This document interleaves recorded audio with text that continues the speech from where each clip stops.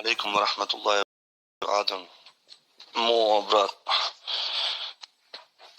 мы смотрим, наблюдаем за событиями, брат, на Кавказе. Как бы правильно сказать, брат, нас очень много связывает, да, с братьями войнагами, ингушами, с чеченцами, брат. Я сам вырос с ними. Я отдаю дань уважения, брат, этому народу. И слова благодарности его родителям, что они воспитали такого сына.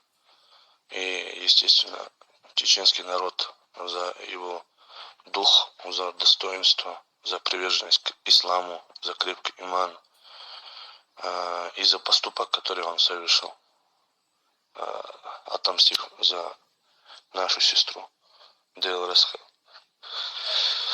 Поэтому мы, братья с Казахстана, в частности уйгуры, родственные души война, выражаем свою скорбь и приносим свои соболезнования семье Юсуфа и всему кавказскому народу за такую потерю. Но Аллах Субхану Тааля сказал: «Инна лилляхи ва инна илейхи раджиун.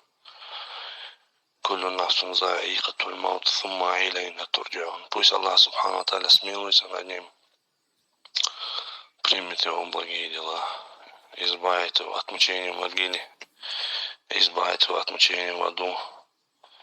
И пусть Аллах Субхану Тааля на замену ему пошлет 1000 таких же братьев, как он.